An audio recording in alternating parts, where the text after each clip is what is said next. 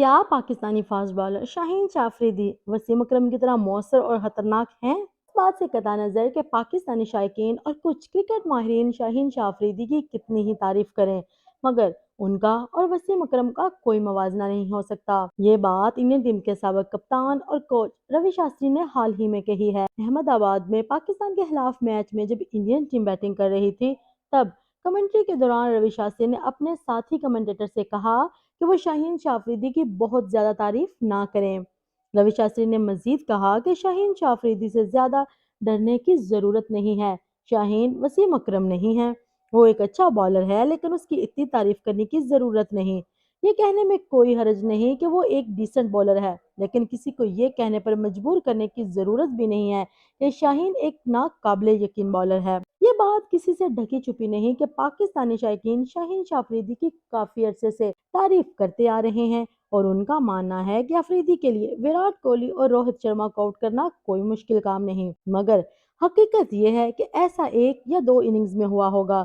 کوہلی اور شرما کے علاوہ انڈیا کے باقی بلے باز وقتاً فوقتاً اس کی بالنگ ٹیکنیکس کو مات دیتے رہے ہیں۔ ہمیشہ کی طرح اس ورلڈ کپ میں بھی پاکستانی ٹیم کی مضبوطی ان کی تیز بالنگ کو سمجھا گیا تھا، لیکن پاکستان کے تیز رفتار بالرز اب تک کھیلے گئے تینوں میچوں میں ایسا کچھ خاص نہیں کر پائے جس کی بنیاد پر پاکستان کے ورلڈ کپ جیتنے کی امید پیدا کی جا سکے۔ نیدرلینڈ جیسی کم کرکٹ کھیلنے والی ٹیم نے بھی پاکستان کے خلاف رنز بنائے، جبکہ سری لنکا جیسی کم تجربہ کار ٹیم نے بھی پاکستان کے خلاف 300 سے زیادہ رنز بنائے۔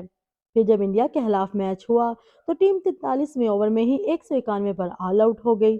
پاکستانی بالرز بھی کچھ خاص نہ کر سکے اور انڈیا نے یہ ہدف محض 31ویں اوور میں پورا کر لیا۔ پاکستان کو اپنی تیز رفتار بالرز بشمول شاہین شاہ افریدی، حسن علی اور حارث رؤف سے بہت زیادہ توقعات تھیں، مگر ان تینوں نے شائقین کو مایوس کیا۔ ورلڈ کپ میں کھیلے گئے تینوں میچوں میں شاہین شاہ نے تقریباً 35 کی اوسط سے صرف 4 وکٹیں حاصل کی ہیں۔ اس کے ساتھ شاہین نے 6.31 رنز فی اوور کی اکانومی کو برقرار رکھا ہے، جس کی وجہ سے وہ ایک مہنگے بالر بنتے ہیں، نہ کہ عظیم۔ نیدرلینڈ کے خلاف انہوں نے 37 رنز کے عوض 1 وکٹ حاصل کی۔ سری لنکا کے خلاف انہوں نے 1 وکٹ پر 66 رنز دیے، جبکہ انڈیا کے خلاف انہوں نے 36 رنز کے عوض 2 وکٹیں حاصل کی۔ یہ دونوں وکٹیں بلے بازوں کی غلطیوں کی وجہ سے گریں۔ احمد آباد کے میچ میں جب انڈین اوپنرز روہت شرما اور شبھم گل نے جارحانہ آغاز کیا تو شاہین شاہ بھی بے بس نظر آئے۔ اس کم سکور والے میچ میں پاکستان کو تیز رفتاری سے وکٹیں حاصل کرنے کی ضرورت تھی، جو افریدی نہ کر سکے۔ گیل کے ایک شاندار کیچ پوائنٹ پر شاداب خان نے پکڑا، جبکہ روہت شرما کی وکٹ بھی سافٹ آؤٹ سمجھی جائے گی۔ اس میچ کے بعد سابق کپتانی بالر شعیب اختر نے بھی پاکستانی بالنگ کو تنقید کا نشانہ بنایا تھا۔ شعیب نے کہا کہ روہت شرما نے اکیلے ہی پوری بالنگ کو تباہ کیا اور انڈین ٹیم نے اس میچ میں پاکستان کو بچوں کی طرح شکست دی۔ کچھ مبصرین نے سیاہ مٹی کی پچ کو مورد الزام ٹھہرایا، جس پر گیند تھوڑا رک کر آ رہی تھی، لیکن یہ وجہ بھی ہے بے بنیاد ہے کیونکہ اس پچ پر بمراہ نے مؤثر گیند بازی کی اور 7 اوورز میں صرف 19 رنز دیے، جبکہ افریدی نے 6 اوورز میں 36 رنز دیے۔ اس میچ میں بمراہ اور افریدی کا موازنہ کرتے ہوئے گوتم گمبھیر نے کہا کہ بمراہ ان کی ٹیم اور کپتان کے لیے سب سے اہم کھلاڑی ہیں۔ گوتم گمبھیر نے یہ بھی کہا کہ ہم بمراہ دوپہر 2 بجے چلچلاتی دھوپ میں بالنگ کر رہے تھے، جبکہ شاہین کو شام کو گیند کرنے کا موقع ملا۔ یہ سوئنگ کے لیے زیادہ سازگار وقت ہے۔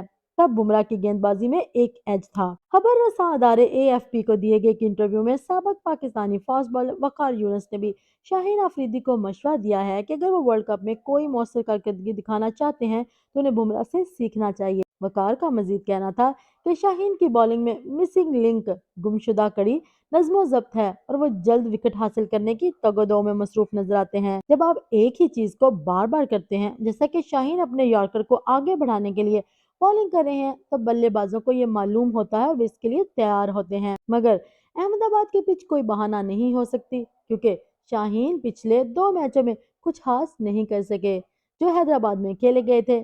اس کے باوجود کہ پاکستانی ٹیم نے حیدرآباد میں ہی پریکٹس کی اور وہاں کافی وقت گزارا۔